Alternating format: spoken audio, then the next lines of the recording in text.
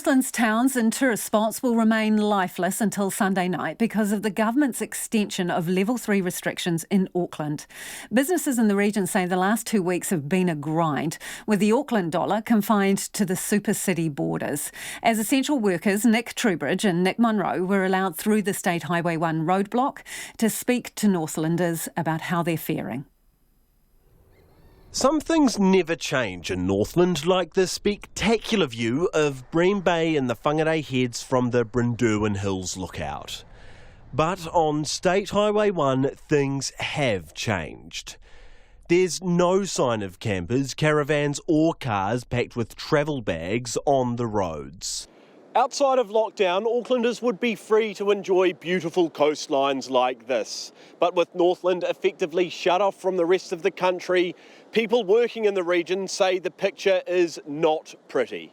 So we were closed during Level 4 and then Level 3 last time, and we had really good domestic tourism and a lot of people supporting us through the last few weeks, but we have noticed a big drop-off with this latest lockdown.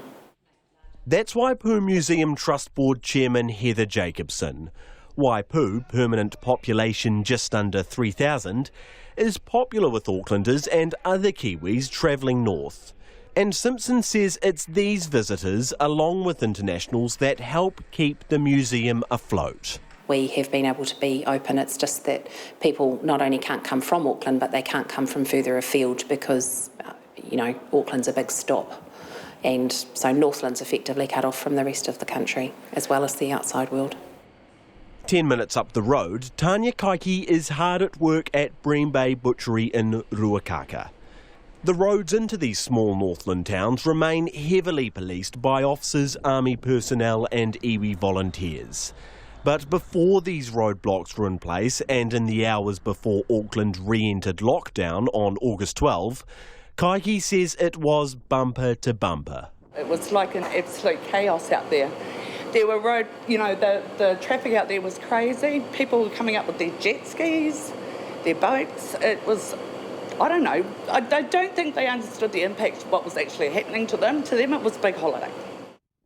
But now the dust has settled. Northland is cut off, and Kaiki says it's feeling the pinch.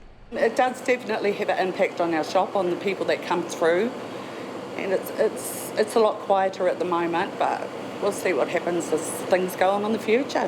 Hopefully things will get better. Whangarei Mayor Cheryl Mai says Northland has become its own island and the isolation is hurting her district. When Auckland went to Level 3, the change in volumes of vehicles coming up north just was dramatic. The tap just turned off. So all of those people who come up, even if they're coming up for business, they're still providing stimulus to our economy. So that was a dramatic impact. Mai says the best outcome for the district is the same as it is for the rest of the country, to eliminate COVID-19 from New Zealand's shores. But what if the worst case scenario occurs and Auckland is locked down again further down the track? Heaven forbid we go back to having that difference of levels between regions. I think we need to look more at how we can ensure that people and goods and services can move through.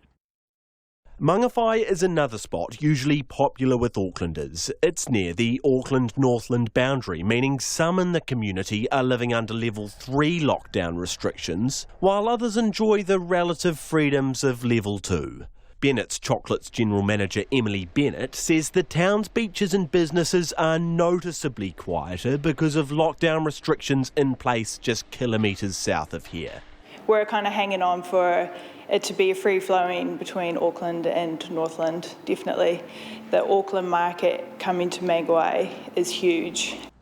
The government eased travel through Auckland over the weekend, allowing people travelling north for work to pass through, so long as they don't stop. But for these Northland businesses, it's the precious dollars from Auckland day trippers they're waiting to be let through. For Checkpoint, Nick Truebridge.